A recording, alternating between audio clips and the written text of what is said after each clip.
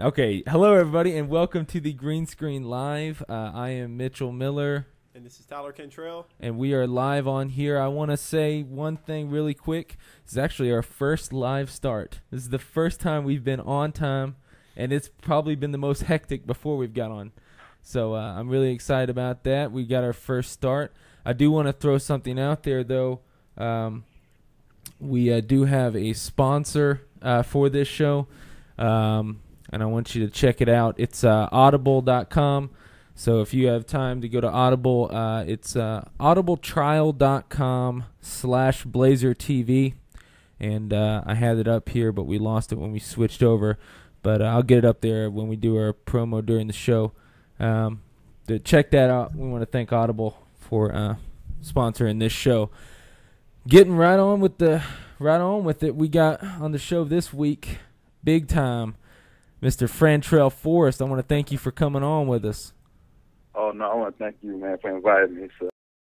Not because when I first came to UAB, you was here pretty much the whole time I've been here. So you've been one of my favorite players since day one. So definitely exciting for us to get to talk to you. And, when we're talking with you, we might as well go on and get the 500-pound gorilla out of the room. Man, how's the recovery going from your injury? And you had that injury late in the season, and everybody hated to see that.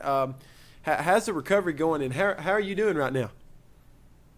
I can honestly say that I am doing great. Recovery is going, outstanding. And, I have working with the UAB staff helping me out, getting training from my trainer, Chris Scarborough, and the recovery is going great. My knee is, fully healed. My right leg that it happened on is probably stronger than my left leg, actually, and both, it's going great. The recovery is going good, and everything's going good in my life right now. It's a blessing to be here, a blessing to be on the show, and everything's looking up for me. Well, that's awesome to hear. And I want to go back just a little bit to when you had the injury, and just for everybody, because you're such an optimistic guy, and you've taken this in stride, and I think that can be kind of an inspiration to a lot of folks. But what goes through your mind when something like that happens, and you're dealing with that injury, and you're close to the end of your career? Obviously, you're looking at the next phase of your career. With a guy like you who stays optimistic and you seem so focused on your next goal, what goes through your mind when that injury occurs? Well, when it first happened, I didn't know it was an ACL injury. I thought it was like a minor sprain, something like that. When it happened, I came out and through the night I was jumping on it, jogging on it just to see how I feel, and it felt like everything's okay. Woke up the next morning and the pain was a little bit worse, and but I was still walking on it with a little limp, and I thought it was something that a little stem treatment could help me with, but come to find out that it was ACL injury. And, finding that out, it saddened me that I couldn't play in my last 3 games. That was, I couldn't be there for my team. I couldn't be there to play those last 3 games. Having a career that I feel like I have, and a blessing to be a Blazer and to play for UAB, not to be able to play those last 3 games. You never know, and people wonder, why this has to happen to me, and why something like this goes on. But you never know. Really, you never know when something like this can happen. And me personally, I was angry on the field at that particular time because of a specific play where the Marshall safety had, hit me from the back. And, I played with anger at that particular time. And that's something that I don't play with. I'm normally smiling on the field, having a good time regardless, and, playing 4 quarters of football. But I went on the field angry and cut on it wrong and, tore the ACL. So I feel like that was a lesson for me to learn. Everything happens for a reason, and God has blessed me throughout my entire career. But one thing I can say, hearing, everyone was like, "Oh, I'm so sorry," and I'm just so sorry this happened to you. I don't know what's going to happen to you now. Different things, those type of things. one thing I can say that I never got, I want to say, I never felt like it was over at all. There was no doubt in my mind I wasn't going to play football. There's no doubt in my mind I'm not going to play in the NFL. There was no doubt in my mind that this was just a lesson for me to learn, and everything happens for a reason, and that, you know, this is meant for me to get better, to do nothing but take this time to get better, get stronger, get faster, get closer to God, because He's who I have first at all times. And like I said, everything happens for a reason. This happens for a reason, and this has been a blessing, whether it may seem to be or not to others. But to me, this has been a blessing, and it has happened for a reason. And I think I'm going to come out on top when it's all said and done. It's just unbelievable. Wow, sorry about that. Pop-up ads. But we definitely want to talk about that. We do have a question in. We have a couple questions we want to ask you. And if you guys who are listening, if you haven't listened to the show before and you're not familiar with how we do, you can call in and you can ask Frantrell a question directly. But also we got a lot of emailed questions. We got some folks who send some stuff on voicemail, and a lot of times that happens because we sometimes record at different times. We know you guys have work schedules and can't always call into the show. But if you got a question for Frantrell, if you can get it to us by email or a number, would you go over that number real quick, Mitch? Yeah, the number is 205-383-1070, or alternate, it's on the screen right now. It's 310-807-5123. Okay, all right. Well, I'm going to start. I want to go over some of the questions that we got for you here. First off, I wanted to kind of start out and ask you what your plans were right now. We've had several questions about this, so I'm just going to kind of summarize what several people have sent in to us. Was with the NFL lockout going on, with your injury probably kept you from getting drafted. I saw your name projected on a lot of draft boards, and obviously it fell off there with questions about your injury. And now, in previous years, a lot of guys who aren't drafted have an opportunity to make the NFL just as well as 5th, 6th, or 7th draft picks. They can go where they see that they'll fit in better. But obviously, because of the lockout, that situation's not here this year. So what's been your approach to that? Well, a little joke that I like to tell a lot of people when I have heard that question before, but a little joke I like to tell. It's like people don't know it, but God's holding the lockout because of me. He wants me to heal up as fast as possible. So that's just a little tale I like to tell. But honestly, as far as the lockout goes, this is just time for me to heal up and, for me to get better and for me to prepare. I know it's difficult that's going on right now for a lot of players. Talking to a good friend of mine, Joe Webb, and they're ready just to get back in camp, ready to get things rolling and get things going. So I can understand how difficult it can be for those people and everyone involved in that. But for me, it's just been a point where I have more time to heal up. I have the opportunity to go to a couple teams who will want me to come out and try free agency. So I'm not against it at this point because it's helping me heal and taking time for me to prepare and get right before everything ends. So, I wanted to end, of course, because there should be NFL football for everyone to see this coming year, and that's something that I love for passion. So, that's pretty much my standings for that. So you told me earlier before the show went live, you're kind of taking a different approach to getting to the NFL now, and I think this has got a lot to do with obviously the lockout, obviously with your injury. Why don't you tell everybody what you've decided to do and the guys that are helping you out with reach this next goal that you've set for yourself? Well, there were teams who told me that they would love for me to participate in Pro Day this coming up year. They want to see me 100%. They want to see me work. They want to see me take the time to prepare and be ready. And you're talking about Pro Day. You're talking about You're talking about Pro Day 2012. Yeah. Right. Gotcha. Exactly. And there are teams who right now are willing to, want me to come out and try out for free agency. sitting down and thinking about certain things, talking to family, talking to friends, talking to my pastor. What I decided to do, even though I didn't want to, and have the opportunity to go out and try out for teams right now, it's been a dream for me to see my name come off the board. That's just my dream. I'm not worried about what's going to happen once I get in someone's camp, because I put God first, and I know the abilities He blessed me with. So I know pretty much what I do once I get to the camp. But what I decided to do was take this year, be patient, and train 100%, focusing on football.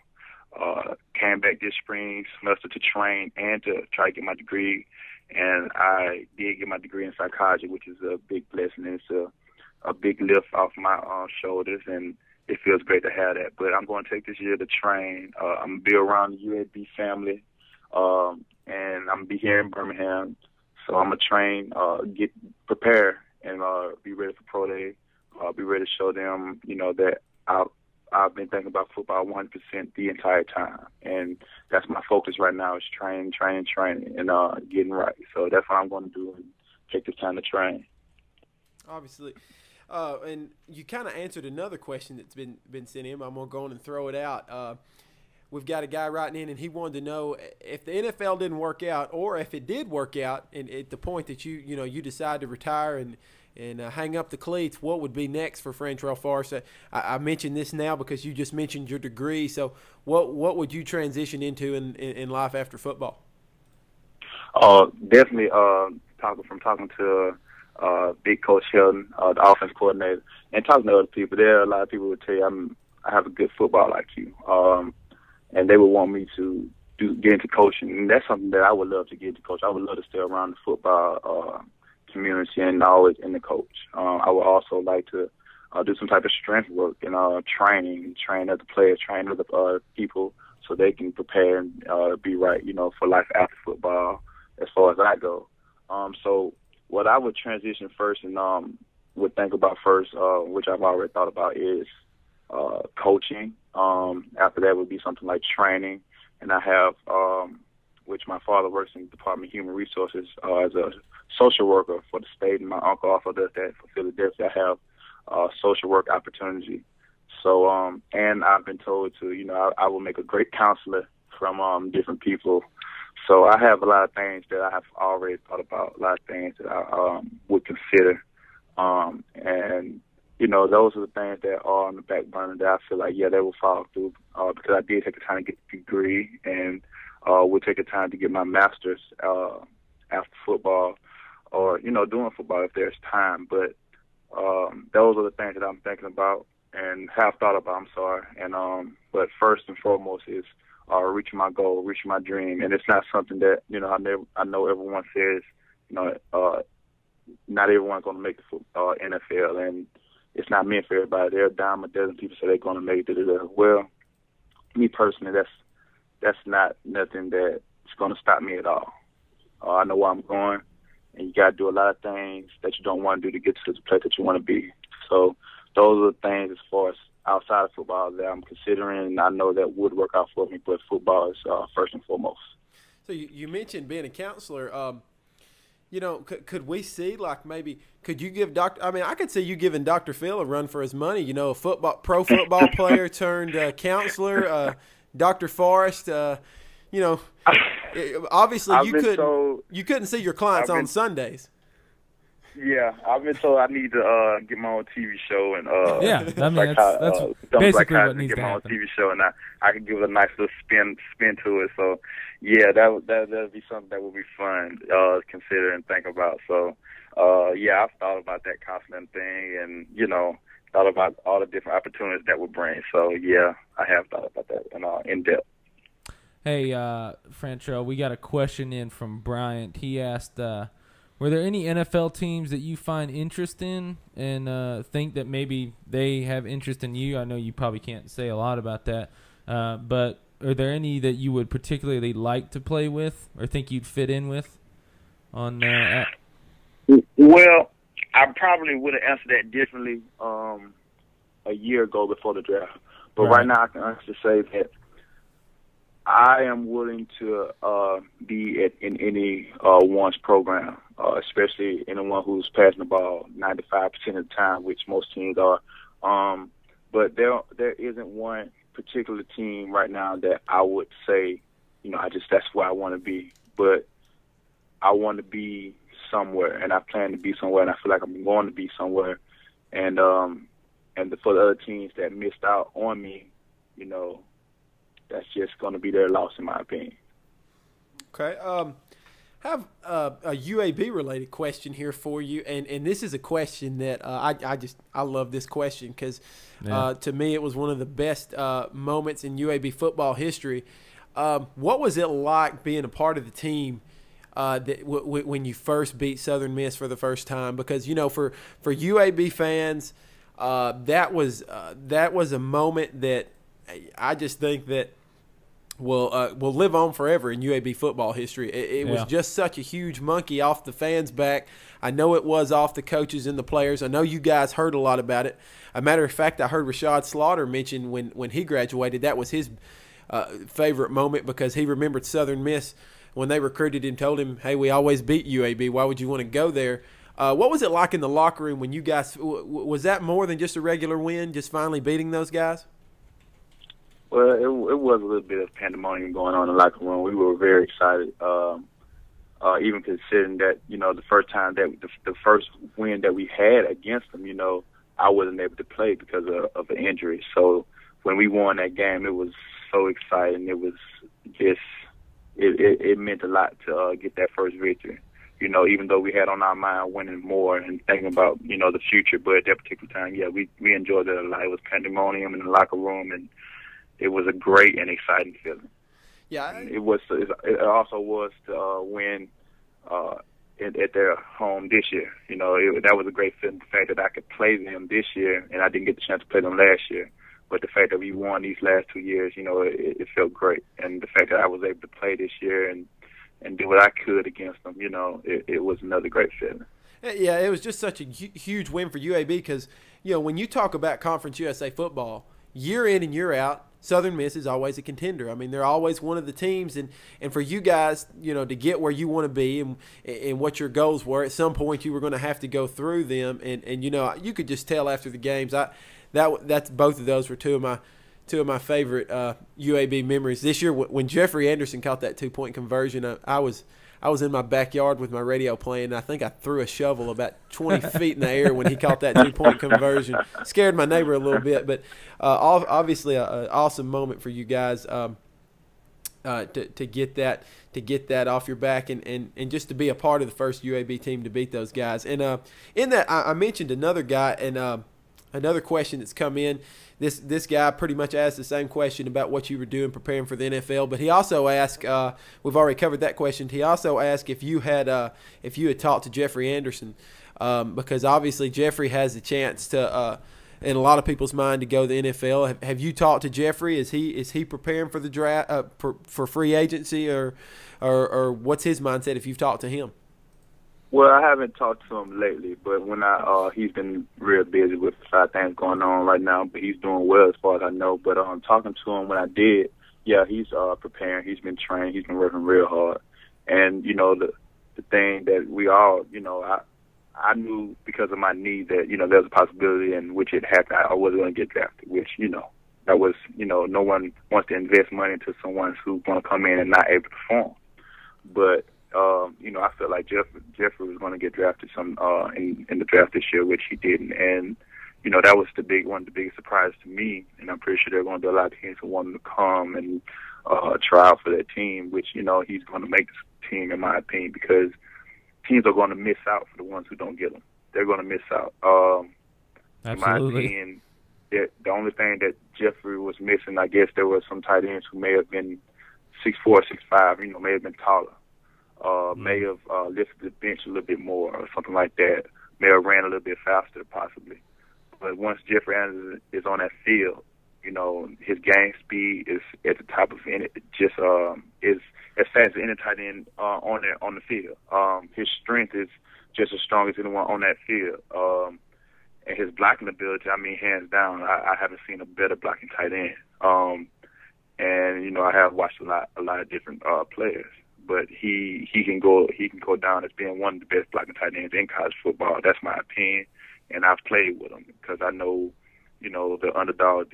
We're here compared to the other teams and all this stuff at the bigger programs, supposedly whatever and whatnot. But whoever gets Jeff Anderson is going to get a Cinderella pick, Cinderella guy. I mean, he's, in my opinion, was the best tight end this year. That's just my opinion, and I'm gonna stick with it because the NFL world is gonna see once he touches on to someone's team and someone's roster. I also got another question here from Caleb.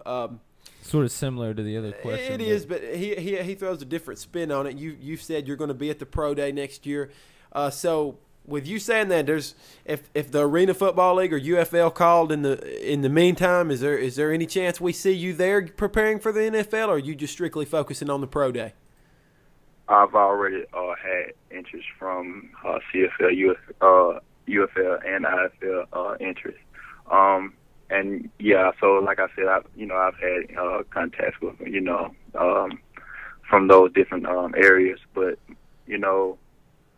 I'm not knocking those because those are great leagues. But I'm focusing on NFL. I'm in my opinion, and in the opinion of a lot of people, I am an NFL player, and that's where my head is. Regardless if anyone just saying that and they're just trying to make trying to say that in front of me, so it sounds good. But I, in my opinion, am an NFL player, hands down, nothing less.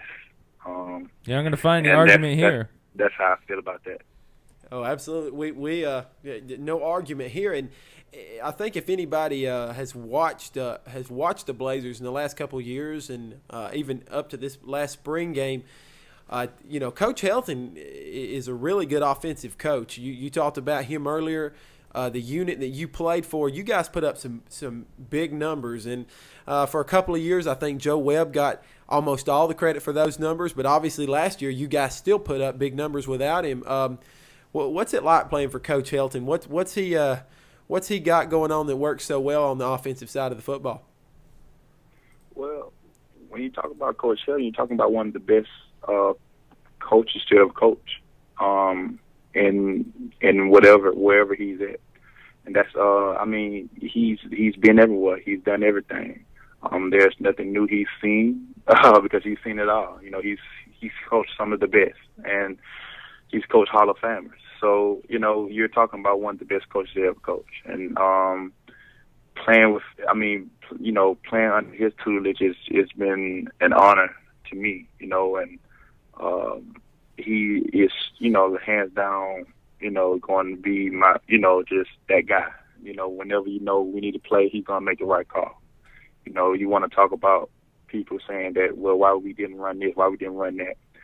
I always like to say, in my opinion, it's not about the call. It's about the players on the field executing the call. And myself and my teammates sometimes didn't execute. But it was never on the coach, because had that play worked, had we had to execute it, it would have been all, the players did it great, and coach, it was a great call. So, there's nothing negative to say at all ever about Coach Helton, because he is one of the best ever coached. I think, if I'm looking right, I think we just got a question in based off something you said earlier. Bart writes in, you mentioned that you would be looking at maybe being a coach when you get done, because you've got a high football IQ. And if you're going to be in Birmingham training, is there any chance we see you on the sideline this year helping out the young UAB receivers? That's a good point. I can almost guarantee you see me out there helping the UAB receivers. I mean, I'm going to be in Birmingham. I'm going to be around. Right. I may, just have some little side job, to keep the rent paid. But other than that, you're definitely going to catch me at around the UAB football facilities. Always there. Still got all my younger brothers, receivers, numbers, and all of them calling me from time to time. I call them from time to time. They asking me this. So, what should I do in situations? So I'm going to always be there for my guys and the UAB program. I mean, this is it just really has been a blessing to be here. I wouldn't trade it for anything. I want to ask this, and you're talking about working with these guys. How do you feel about this guy? How do you feel about this squad of receivers? I mean, you got the quarterback, coming back. You got all those guys. Yeah, how do you feel about those guys? Right now, to me, it is so exciting. I want to say, and you can honestly say that, every year, you've probably heard someone say, a football player say, this is the year, this is the year. As a football player, I feel like if you're not saying that about that particular year, you're not confident in your team, and, you should just quit because you don't believe in your team. And I've said it each year. Yeah. But now, being where I've been and seeing what I've seen, being on the field, not finally being in a college football uniform, I am the most excited to see these guys play because I feel like I'm going to say it again. This is it.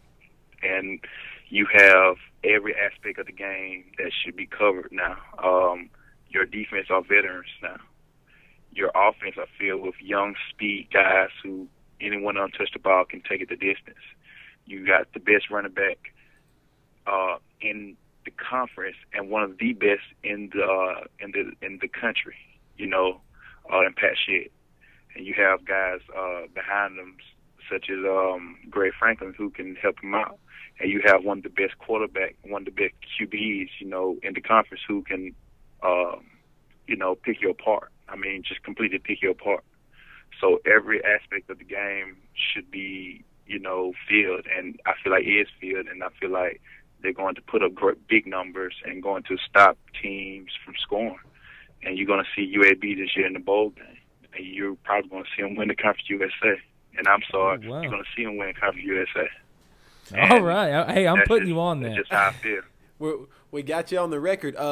And I felt the last 2 years you guys have been close. I mean, last year, obviously there was some special teams issues. I think one thing that really hurt too was a lot of injuries on defense, like at the safety position. You ended up being really thin. How close was this team the last 2 years to breaking through?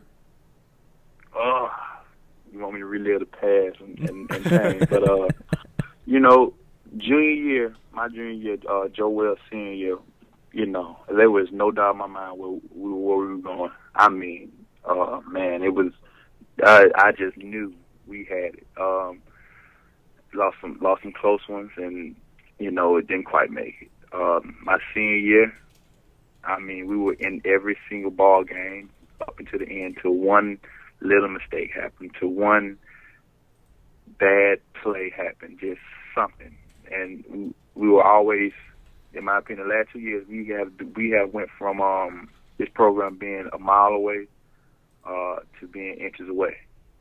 These last 2 years we've been 1 inch away from making the bowl, 1 inch from going to play for the conference championship. And there would have been no doubt in my mind that what we would have done in a bowl game in the Conference USA championship because we've been that good. But it's always been one mistake. 1 or 2 mistakes. It's never been a lot. It's never been big things, because plays are going to happen on both sides of the ball in a football game 9 out of 10. But these last 2 years we've been 1 inch away, and now it's about not making mistakes like that. You are going to have mistakes, true enough, in ball games, but you shouldn't. You should always play for perfection, strive for perfection, and this should be the year that they do that. Well, okay, I got a personal question I want to ask you just because I have so much fun asking all the players about this guy because this year I've actually got to cover the team in spring and been out there and filming and getting to know the guys a little bit better. And I knew this coach. He's actually from my hometown, but what goes through your mind when I mention the name Steve Martin? Whew. Whew. Hard work. Demands the most out of you. If not the best, one of the best strength coaches in the country. Could be coaching for someone's, could be strength coach for someone's NFL team. He's gonna get it about you. You're not gonna play around in his weight room. You're gonna get it done. You're gonna run hard. You're gonna work hard. You're gonna lift weights hard. But just and a great guy. I mean, it's one thing to be hard-nosed. There's another thing to be a great person, a great coach, someone you can talk to. He's all those things. When we're in the weight room or on that field, it's business. We got time in between, before, after, he's one of the most fun guys, playful guys, just great friends you can have. Just a good guy, a good person. So that's what I think about when I think about Coach Martin. Hey, I just want to interrupt real quick. I think there was somebody trying to get through the line, and I'm not sure what's going on. It's supposed to forward you over to our phone line, but if you see on the screen right now, it's the alternate number is 1-310-807-5123. That'll get you through directly. The 205 is a forward number, so if you can't get through that way, use that alternate number to the right, and you should be able to get directly through. We only got a few more minutes here with Frantrell. I don't want to take up a lot of your time. It's crazy to me how different the shows are because, AJ came on and we had almost the same number of calls and emails. Then last time it was Channing Tony comes on and it's almost straight up all calls. And then tonight, everybody's emailing. I don't know. I guess it might have something to do with the game that might be on right now. And I was going to ask you about that a little bit off the side. We talked a lot about football, a lot about yourself. What about the Heat? Tell me you're not a Heat fan. I'm going to tell you I am 100% a Boston fan. 100%. That's my team. I hate that they're out. Yeah, it's rough. But talking from basketball standpoint, the best offensive threat, hands down, right now is Dirk Nowitzki. Thank you, Frantrell. And I don't like Dallas. I do not like Dallas. I want to clarify that. Everybody says he's soft. I'm with you. After watching this last playoff series, I can honestly say, and Collins from Oklahoma Thunder has done a great job. But But when it came time to make the clutch shot, I didn't see him miss one clutch shot. I've seen him put up these 40-point games. And, every time he shoots the ball, it's in 90% of the time. Literally. There is nothing you can do with that guy at all. You cannot cover him. You cannot double team him. He's going to make the pass that he needs to make, and he's going to make the shot that he needs to make. But he's the best offensive threat in the NBA. And I do not like the Dallas Mavericks. And I'll be honest, he's not even one of my favorite players. He's not even one of my favorite players. I don't even like any of the teams in there. But I got to tell you that it's crazy. It's crazy that there's so many performances that he has brought in this playoff series alone. It's just crazy. I agree with you 100%. He's a beast. And I don't like to say that either. And when you talk about excitement, it's exciting to watch the Heat and Bulls play. Because it's exciting to see what Derrick Rose is going to do next. It's exciting to see what he's going to do next. It really is. And then again, it's exciting to see what one of those three going to do for Miami Heat at the same time. Because even though I'm not for these teams, but who I'm picking to win it when it's all said and done is the Heat. Because overall, not only do they have those three, MVP type candidate guys, they've found a way to bring it together. But what's even, like I said, I've picked them to win it, but it's even more exciting to see Derrick Rose orchestrate his team to victories that he's done, and they play great defense. Bulls play, hands down great defense. So I've picked Miami to win it all, just from a team standpoint and from basketball standpoint. But with these four teams, you can honestly say that you can't say who is going to win it. You really can't. Even though it looks like Oklahoma might be out of it, you never know. You really don't. If anyone can win or lose on any given day. So even though it's looking like Dallas is going to pull out, from the East standpoint with Chicago and Miami, out of those three teams, especially, you just don't know which one of those teams is going to win it. Right, and we got a call in here. It looks like Matt is going to call in. Let's get him on here. Matt, I'm sorry about that. Looks like our local number went to voicemail for some reason. I can't figure it out because I set it to not. Matt, are you on with us? Yeah, I'm here. All right, you're on with Frantrell, I got two questions for you. Yes, sir.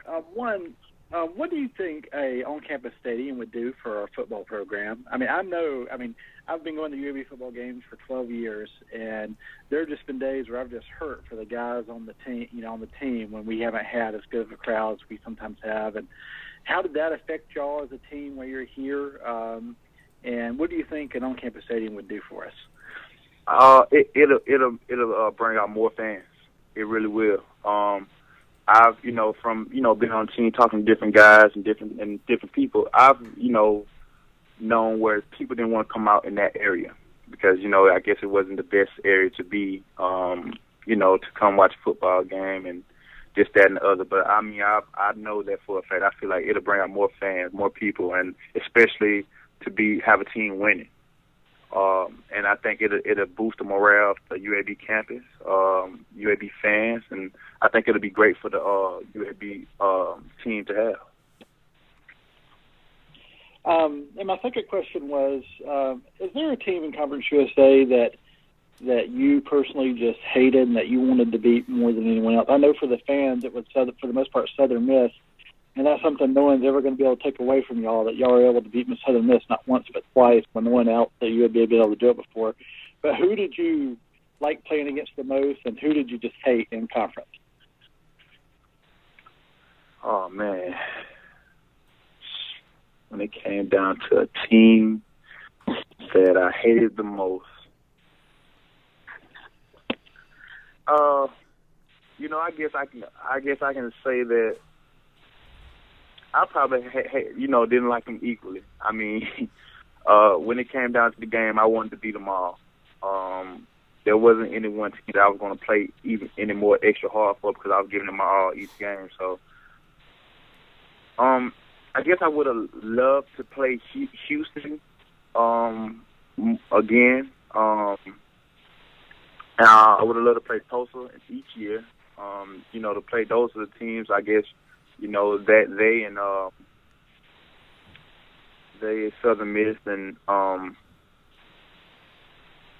East Carolina. I can honestly say East Carolina is it. I take that back. Right. I can say East Carolina is it. The fact that I didn't get a chance to play them this year. Okay. It did something to me. So I want to say East Carolina is probably the team that I wanted the most. All right, well, we appreciate it, Matt, and sorry about that with the phone lines. I guess we had to do a full restart to get it to reset. I don't know what's going on with it, but I appreciate you calling the alternate line and getting on here with us. That's fine. Well, best of luck to you in your career, Frantrell. It was a pleasure watching you play. Thank you so much. Thank you so much. I appreciate you. Well, that's a question that you knew was going to come in. Actually, we have it emailed in too, so I'm glad Matt called in and asked it. But I think, and Frantrell, you've been a part of the student body here. I don't think you have to look any further to what an on-campus facility can do than go down and watch a softball game now. Those girls have, right. They got their softball complex. They've been in the NCAA tournament back-to-back years. By the way, congratulations to them for getting a win last week and making the regionals again. And while softball and football are two totally different things, you cannot argue that there was more fans, more students at the softball games, and it was a lot better atmosphere. And so the football stadium would only be magnified by getting that right there and getting everything close together on campus. Right. Yep. And just we're going to let you go here in 1 second. I just wanted to follow up with that. You talked about ECU. When you think about those teams, you think about teams that hate. Is there something about the other stadiums? Was there any particular stadium or any particular team where the crowd was just made you all that more pumped up to try and shove it down their throat? Southern Miss. Yeah. Oh, I love watching Southern Miss crowd just get completely quiet. Even though I love being in Tennessee, having them completely quiet the entire game. So, I love having them all I love having any crowd who's talking all the most noise to you. And the only thing I can do when they're doing that is laugh, smile, and go catch a touchdown and come back and smile at the person who just did something like that. But yeah, just watching Southern Miss get quiet this year and watching Tennessee get quiet this year was a good pleasure. Right. Well, Frantrell, I want to say this. I know you're fixing to let you go, and you mentioned Joe Webb earlier, and I said I've been to a lot of games, and a lot of folks have seen Joe Webb's family up in the stands. His mom gets real excited at these football games. Everybody knows who she is, but I was just going to say I'm not going to just miss you. I'm going to miss your family because you had a pretty good little cheering section every game, and I knew where they sat. So we're definitely going to miss you guys this year, and just want to tell you, man, best of luck with your NFL career. Congratulations on your degree. And we're really going to be rooting for you and looking forward to seeing what you do when you get to the league. I really appreciate the opportunity, and I hope to come back on one day. Absolutely, man. We want to. I mean, we didn't get many calls today. We did get some emails, a lot of comments. Luckily, we got that call at the end, so you could talk to people. But I'm sure, I mean, when football season gets started up, there's going to be a lot of interest. People are going to want to hear from you, and it's exciting. We hope to have you back on, and we hope it was a good experience for you. And we loved having you on here today, and we appreciate that. Oh man, thank you so much. All right, you have a good one. We'll keep up with you and make sure that we're following you in your career. All right, you guys do the same. Take care. All right. That was Frantrell Forrest, and we want to again, obviously, thank him for what he's done. We're gonna take a little break here. It's gonna be a shorter show, obviously, but we're going to talk a little bit about some of the Blazer-related news that has come out regarding some academic stuff, and we knew that was coming today. Yep, and we got some. I can't say anything, man. I've been in college for like 7 years. Yeah, well, we're gonna be talking about that just a little bit. Touch on some UAB stuff, and I can't help it. And we'll be right back right after this. Hello, everybody. This is Mitchell Miller, and I'm joined with my co-host Tyler Cantrell, and we are back for the second part of the Green Screen Live. We want to throw a shout-out again to Frantrell Forrest for coming on. Absolutely. We appreciate Great him coming guest. on. Awesome guest. And every guest we've had on here so far has just been phenomenal. If you haven't If you haven't checked out the show, you can check us out on BlazerTV.com. Is that Alabama grammar of yours, Mitchell? Yeah. You're from Indiana. How do you have Alabama grammar? Yeah, go to BlazerTV.com. You can see on the top of the page it says podcast. You can check us out. By the way, I want to throw out, you heard us at the beginning of the show talking about Audible.com. Audible.com, they're sponsoring our podcast, and we appreciate that. Just for you guys, the listeners of the Green Screen Live, Audible's offering a free audio book download with a free 14-day trial to give you a chance to check out their service. I actually use Audible.com.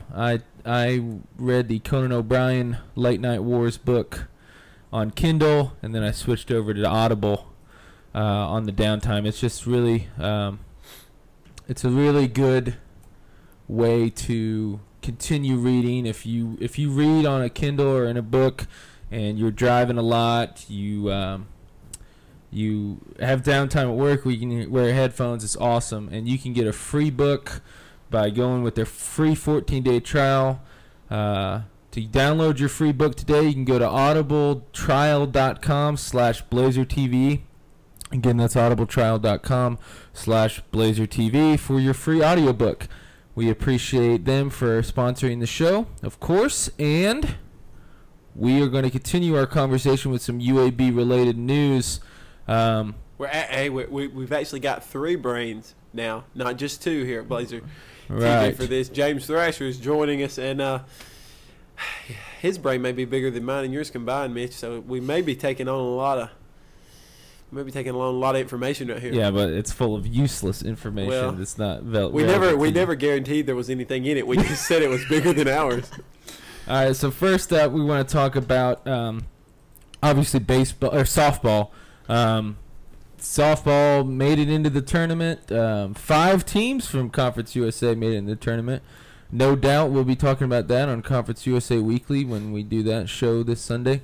And but yeah, I watched the selection show. I don't know if you got a chance to watch it, and very exciting that UAB got their back-to-back. And you mentioned earlier in the show what an impact of a stadium can have.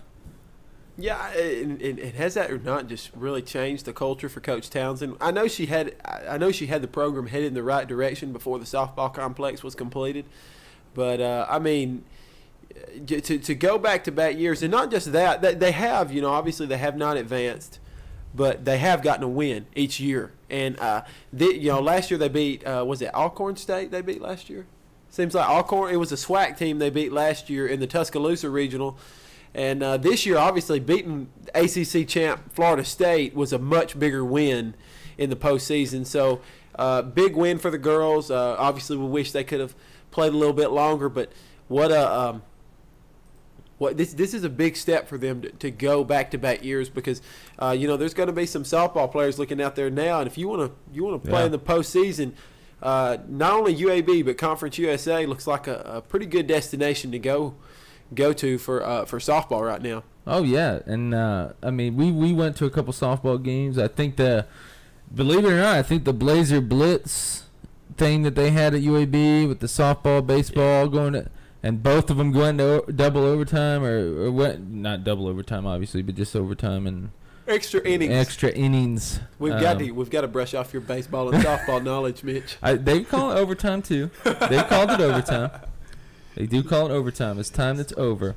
No, but that was a very exciting thing, and I think that got people involved with softball and kind of introduced people to softball and baseball in general. But we want to congratulate that softball team for just a phenomenal year and a quality win over Florida State, quality loss. Georgia's one of the hottest teams in the country. Yeah. And obviously, Florida State beat them too. But now I know that we're in the process. One of the next upgrades they're making athletically here is a baseball complex building. Was softball included in that as well? Do you guys remember? I can't remember, being honest. Because that would just be more facilities for them. I can't remember if that was a joint building that was going to house both. But I know that Coach Shoup's getting a new baseball building. That their offices, and they'll obviously have a lot more top-rated facility. Right. I mean, and obviously there's discussion on the downtown baseball stadium and where it is that it's possible that UAB would make that move. And if that was to happen, if you just look at the potential of that happening, and then you would obviously go to maybe the nicest baseball park in the conference overnight, and it'll be of no cost to UAB because the city's going to build the park. But you're looking at, you'd also be building the new baseball complex on campus. So really, what a drastic jump that'd be for baseball. But obviously, we're fixing to transition into a little bit of baseball talk right now. Conference USA tournament action coming up this week. So UAB is the 8th seed, taking on, I believe, Rice in their first game. Right, and that's tomorrow. And we got Rice up. That's at 12:30 tomorrow. And then Thursday, UAB will face Central Florida at 9 a.m. Friday, UAB will face off against Memphis at 9 a.m. Memphis is the 5th seed, and then Saturday it'll be the championship game if UAB can win their pool. And so, I mean, it's a lot of people speculating on whether that's good or bad. It's a tough pool for UAB, and I actually think the Blazers match up fairly well with Rice, although Rice is playing some of their best baseball right now. Right. That they absolutely blew Southern Miss out of the water in one of those games, and that totally shocked me. Well, I mean, we've beaten Rice this season. It's not impossible. I think UAB matches up well with them. But you look at Central Florida and Memphis both swept UAB. Yeah. So that's going to be tough. But in those games, the Blazers were certainly in them. And the Blazers have slumped a little bit here at the end of the year. That's kind of been a theme with Coach Shoup. Is this team is always they've got really good stretches where they're hot, and they'll knock off some teams, and get wins like sweeping Troy this year, who has been nationally ranked, beating Mississippi State, taking the 2 out of 3 series from Rice. But then you're looking, you turn around and you get swept in several series, including at home. It's happened a couple of years now. I realize Coach Shoup has really done a good job turning around UAB baseball from where it was when he got here. But obviously, the Blazers it's been a streaky baseball team since in the last 2-3 years. They obviously need to, if they can find that hot streak this weekend, to have a shot to because it was just 2 weeks ago they were projected in the tournament. Yeah, I mean they've fallen off right now, and they have work to do, and that is the truth. They have we know they have the talent, and you know that just looking at all the players that made the all-conference team. Yeah. I mean, it's something you got to do, and you brought that up, the conference honors. UAB got Dylan Napoleon named the top newcomer in Conference USA, and that's a pretty incredible honor, the top newcomer of the year. And then a total of 4 players got into all-conference baseball teams. Jamal Austin was on the first team as an outfielder. An infielder, Nick Crawford, was with Napoleon, and also pitcher Ryan Woolley on the second team. So that's the most in UAB history since its first season in Conference USA in 1996. So it's actually it says right here that the first major individual award for UAB in their Conference USA history ever for the individual award, the newcomer award. So it's pretty impressive. But as far as, tournament is concerned, you got work to do. Definitely got work to do. So we definitely are going to check that out. As far as watching the games, if I'm not mistaken, I'm not sure if it's here. I did read that it was one of the games was going to be on CSS. I think UAB is guaranteed one game on TV CSS. The rest, however, I think you're going to be able to stream them on Conference USA's website and UAB's website. I believe I heard for free. I find that hard to believe considering how much they charge you for that kind of stuff, but yeah. I believe it's for free. That would be the first game we've had on television this year, wouldn't it? I can't remember another game. What, baseball? I don't think I remember another game being on TV. Unless, of course, there was a regional broadcast for Rice. Maybe some type of regional. As far as locally here, I know we've had a lot more games picked up for radio here than in the past. There's been a lot more baseball games on the radio because, and this is a good thing about Coach Shoup and what he's done here. There wasn't a lot of interest in baseball when Coach Shoup got on campus. It was in a bad place. And he's definitely changed that. And, again, I don't want to sound earlier like I'm trying to throw him under the bus. I am getting a little greedy. It seems like the last 2 or 3 years we've been close. Last year, we swept Alabama, and then we ended up not making the CUSA tournament. I remember the year before we didn't play very good in the regular season, got to the tournament and made the championship game before we got put out. And obviously, too, you have to take in consideration that this baseball league is much improved. We talked about softball earlier, getting 5 teams in. This is a tough baseball league. Yeah, and we talked about this in the last Conference USA Weekly with the guys from College Baseball Weekly.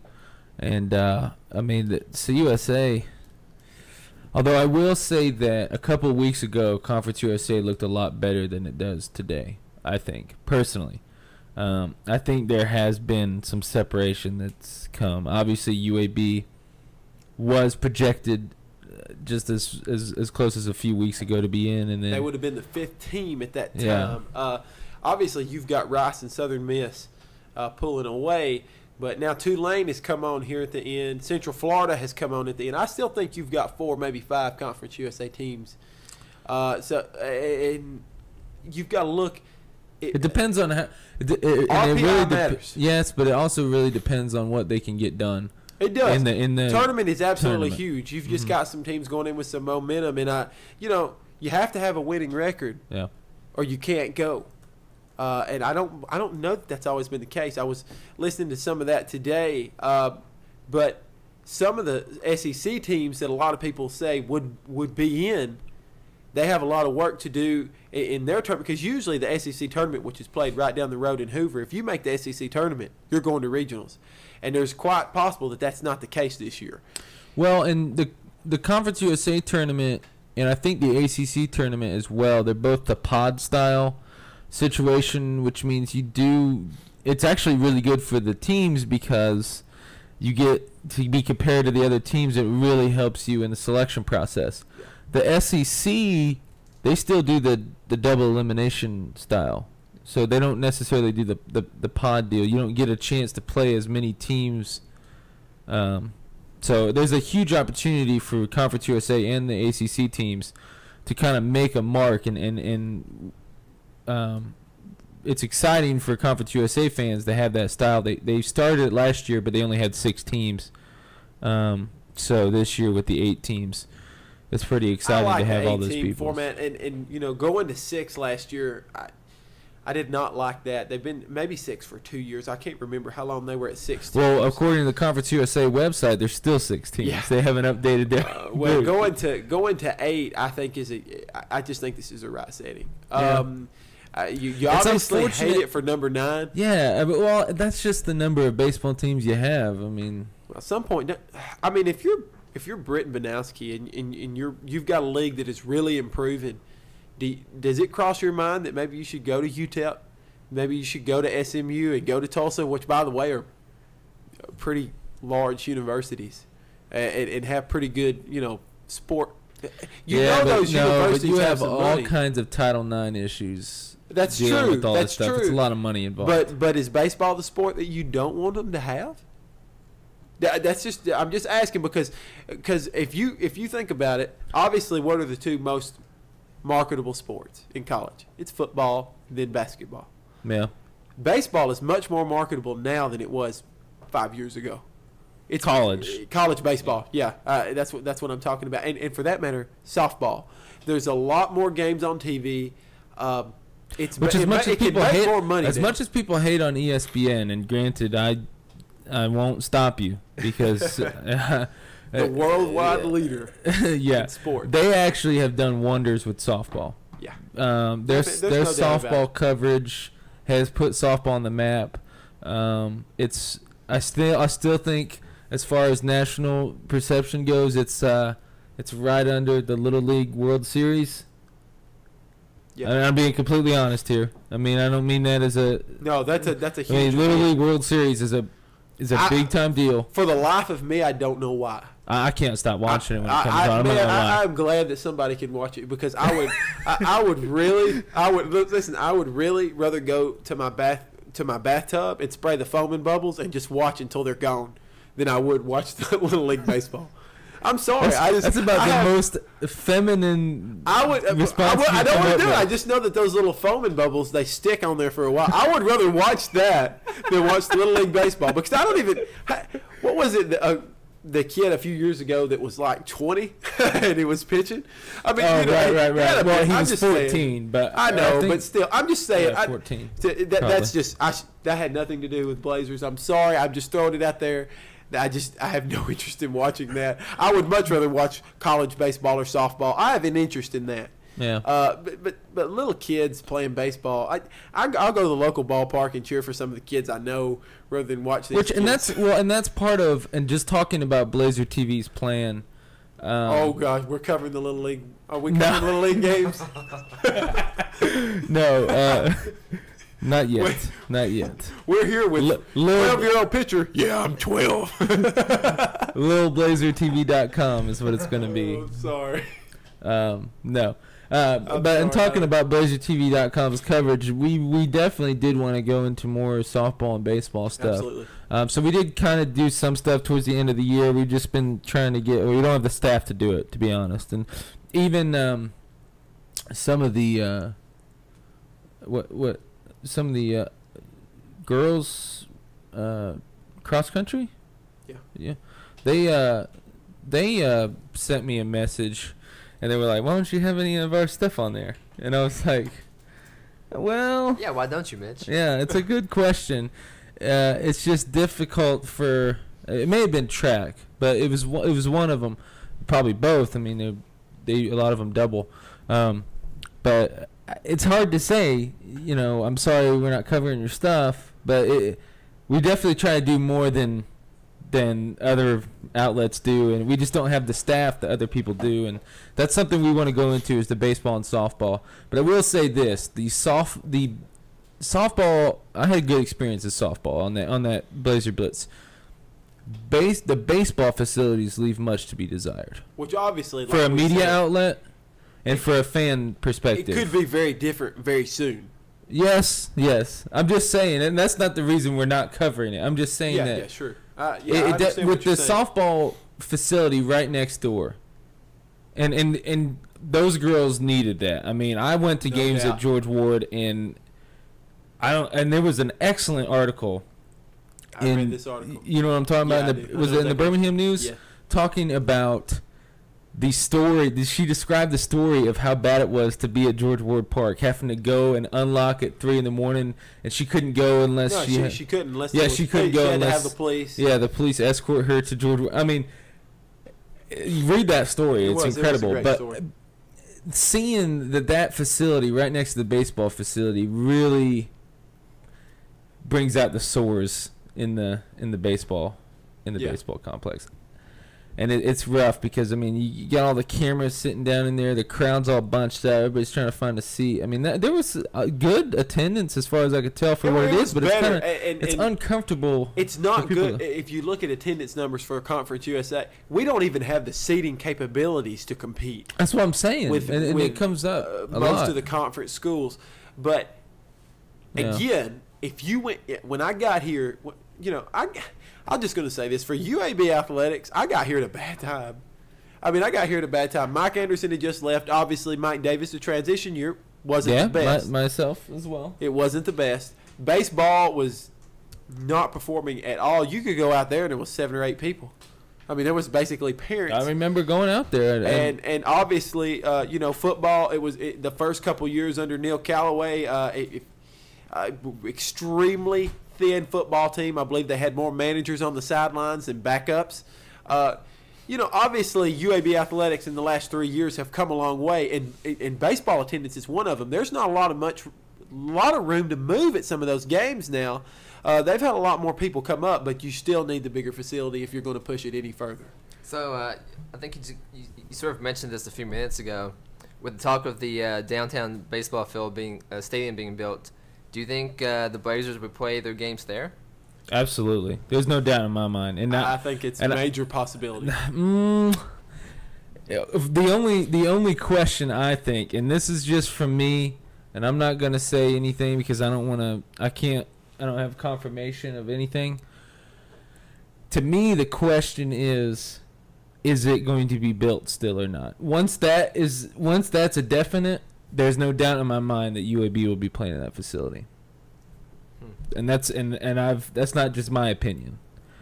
I've heard there's from multiple people that's as well. And you kind of got to assume that's how it's gain going more to be. access. You hear more things when you start doing something like we've done here at Blazer TV. But I'm going to say this.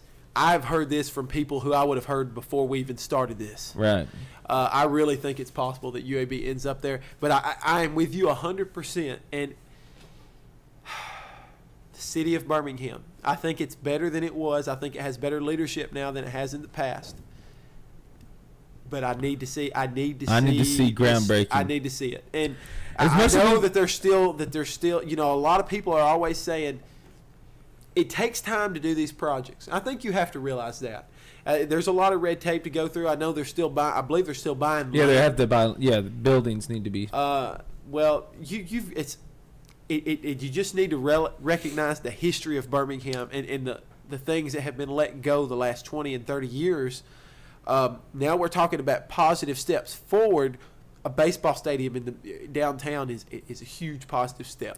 So an on-campus football stadium with inside of it is a huge positive step to getting not just for sporting events, but the whole. Is this city. one of these things where it's possible that UAB kind of lets the city build this, and then eventually, once it's built and they have enough support to get it off, because they're dealing with the on-campus stadium too, they can't do both. They kind of let the city take this over, and then after a few years, when they got revenue built back up, they outright purchase it back from the city and lease it to the Barons.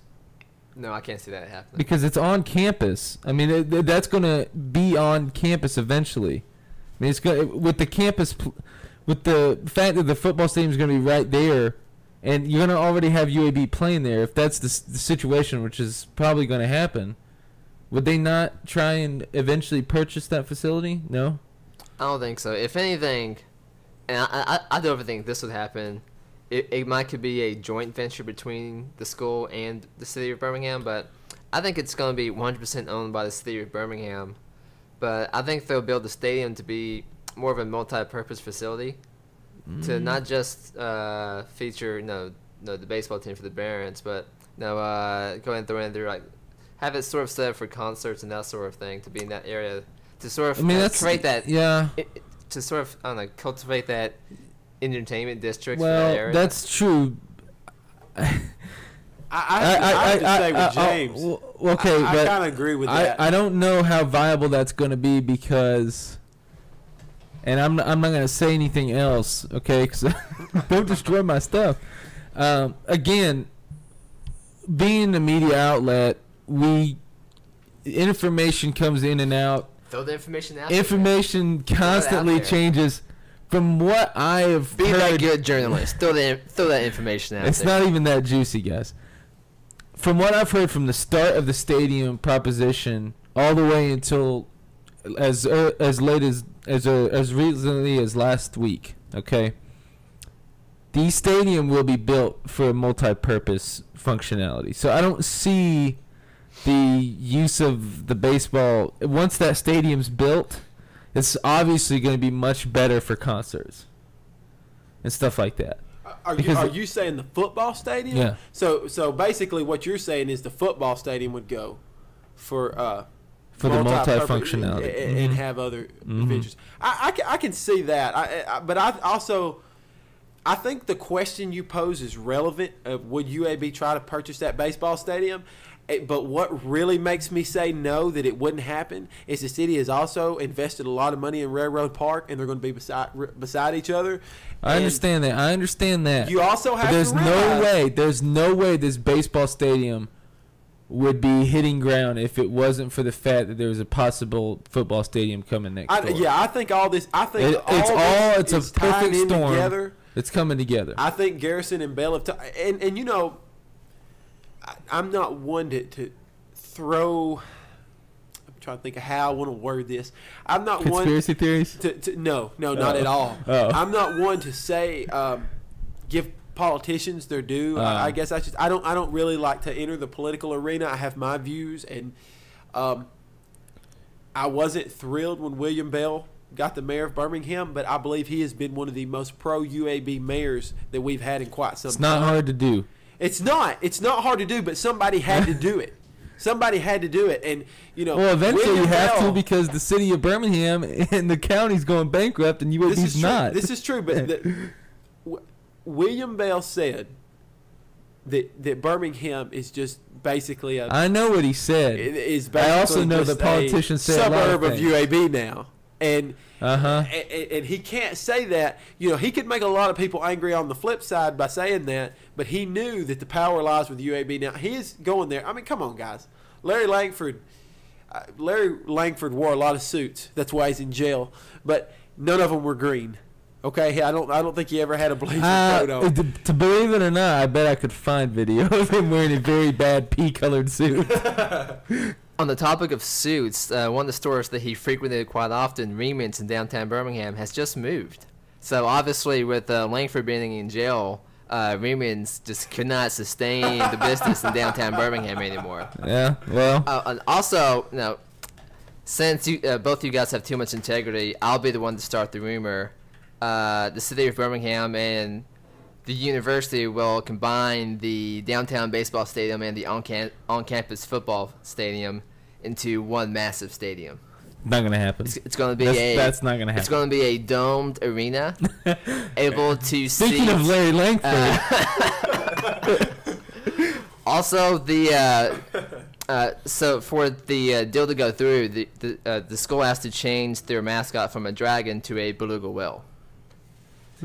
Why would it need to be a beluga whale? Do you not remember this, Larry Langford?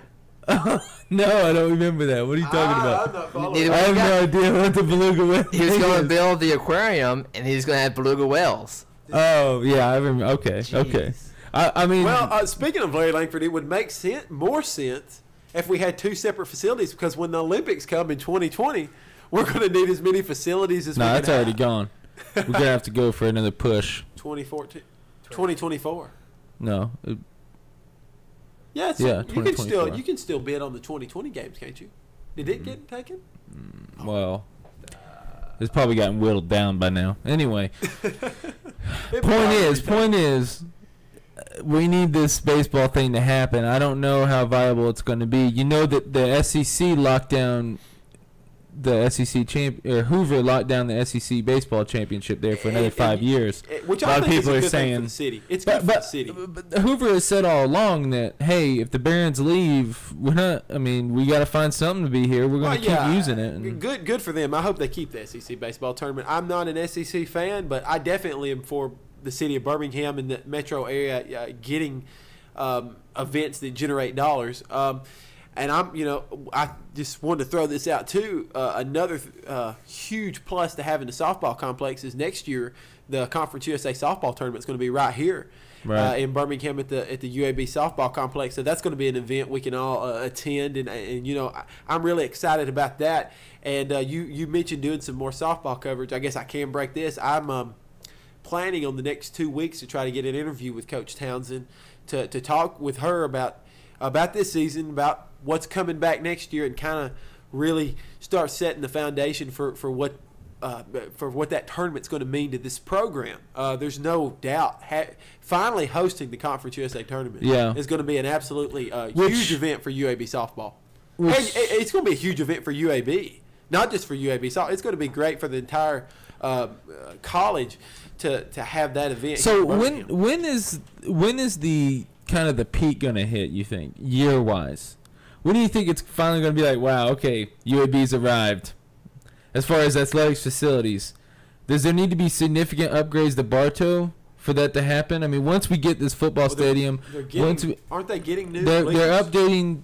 Well, they're taking out some of the rows, putting in new seats, replacing a lot of the wood, which I think is a bad idea. Let's do this for just a second. Wait. Okay. You've just made some. Let's talk about Bartow. You've got the new, but obviously the Jumbotron. The Jumbotron has changed the entire atmosphere there.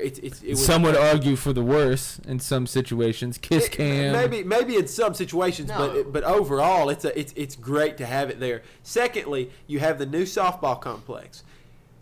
If we just let's say that we're right, 3 years from now, the baseball stadium is built, and so is the football complex. Your baseball team's in a state-of-the-art facility. Your football team's in a state-of-the-art facility. You've just built a new baseball complex. Well, the city has. For that team. No, I'm talking about on campus for the coach's office and training rooms. Oh, okay.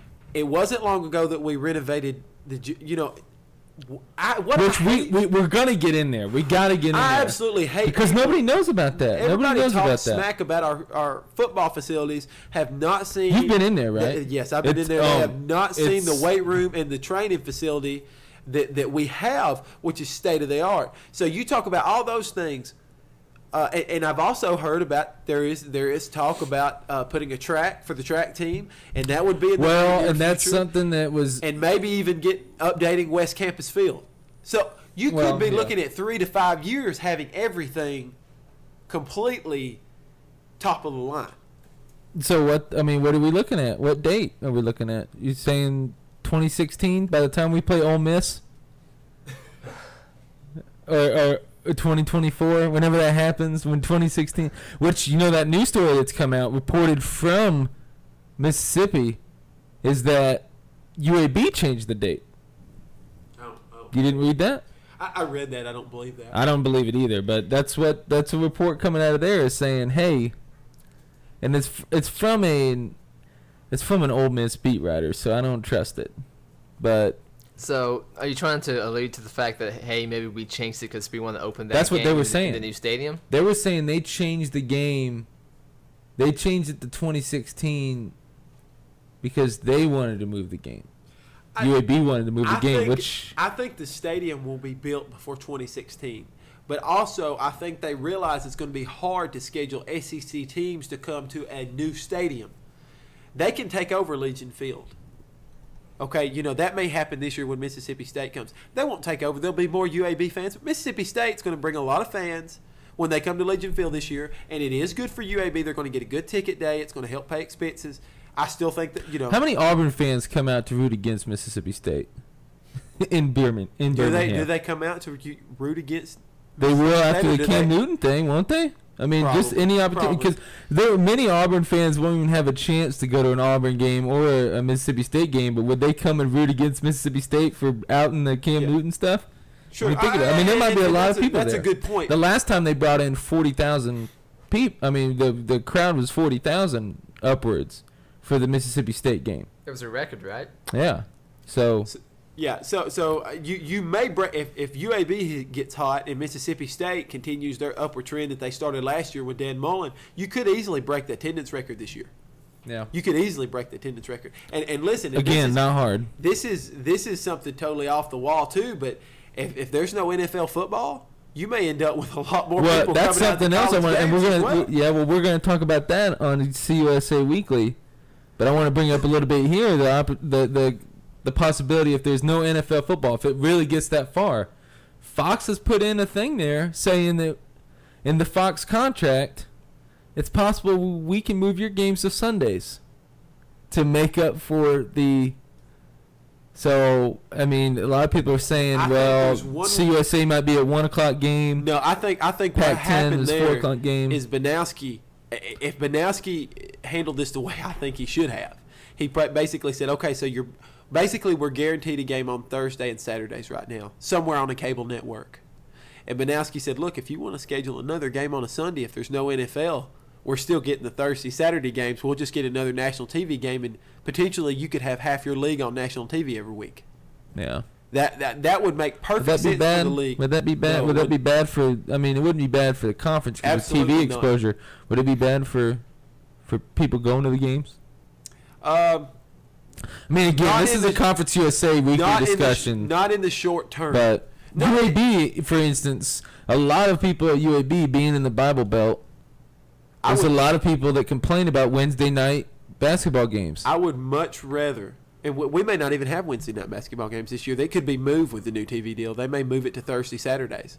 You don't know. It'd be a lot better. I personally think that's, and we haven't talked about that. There's a less gap. I wish like crazy they'd move the games to Tuesday or Thursdays, because I think attendance would be better here because you have such a large church. And there's a lot of UAB. There's a lot of youth groups that come to the games at UAB. You see a lot of churches come to the games. It would probably. You get those on Wednesdays, but you'll get overall you'll get more fans, I believe, on Tuesdays and Thursdays. But I don't know. You got to go against the Office on Thursdays. I'm just going to be honest. I would let the opportunity to get half or more of the league on national TV, and I don't think UAB fans would have an issue whatsoever going to a Sunday game if they knew it was on national TV. But it's a lot easier to do. That's true too. You're not going to get moved to a Sunday unless you're on national TV. It's not like it's in the weeknight games. Marshall last year they played games like on Tuesday, Wednesday, Sunday night. They ended up with some horribly scheduled games. That's just a team that pops in my head. It's not like that where it's just going to be crazy all the time. It's still the weekend. Which UAB in their schedule right now, because of the Thursday games, they have 2 short weeks in a row in their schedule, which is tough when you're thinking about resting and having to go and travel. And so I don't know. But the teams we're playing are going to have short weeks too. Yeah, that's true. At least there's not a bye the week before for those teams. Yeah, for Southern Miss and Central Florida. Again, we're getting into the CUSA Weekly talk, but we did. I wanted to talk about that because it's interesting with the UAB stuff. I wanted to ask this: you get all this stuff going on with all the facilities. You got football, softball. You're talking about basketball, baseball. All these facilities. We talked about track, which some people are saying that they might build the track inside the football stadium, which is, I think, a terrible idea. It's cheap, but give them their own thing.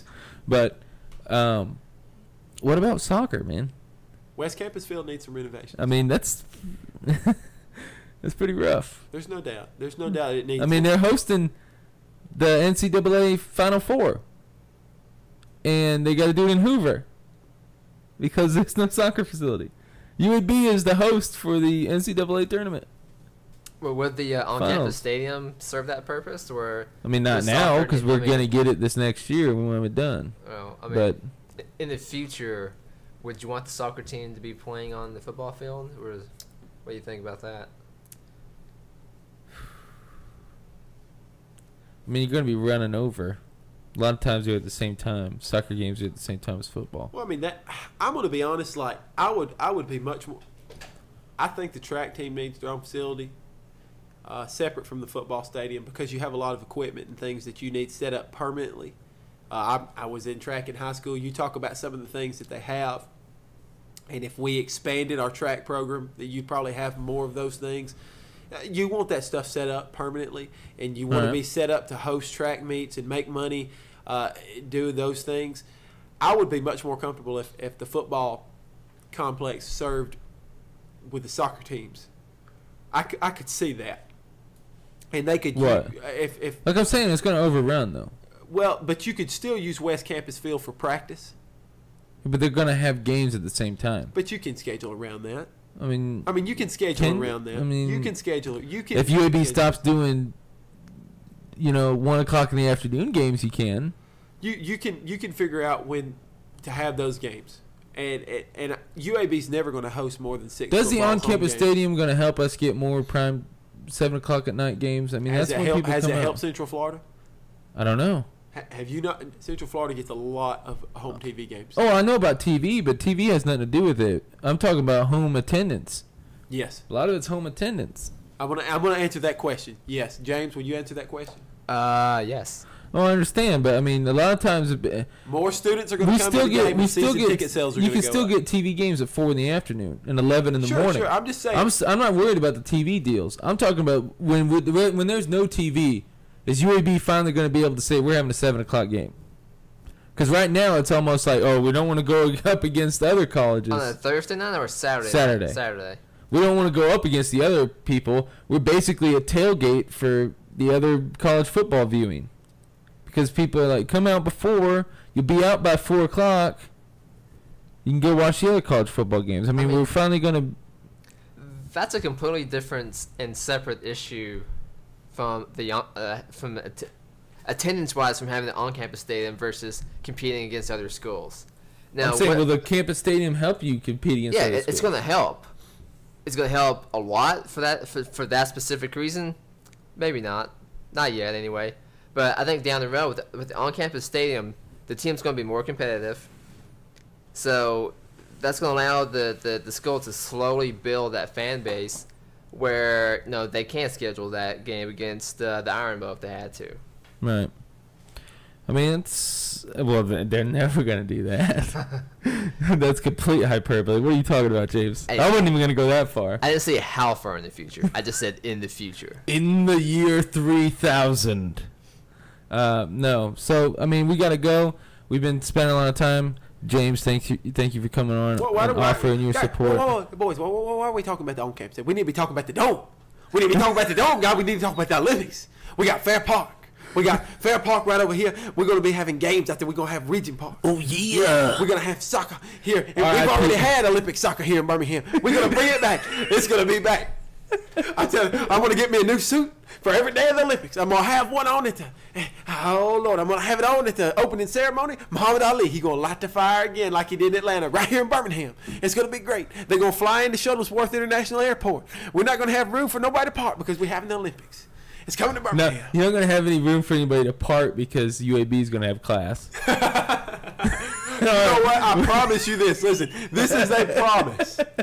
If the Olympics came to Birmingham, UAB would not alter their class schedule. No. You can forget it. Oh, No. Biology 101 would be part of the opening ceremony. Okay? All right. Well, that's going to be it. We appreciate it. I'm Mitchell Miller. Larry Langford. And James Thrasher. And thank you for coming on to the green screen live. And next week we're talking about the dome. Thanks again to Frantrell Forrest. We'll see you next time we do the podcast. In the dome.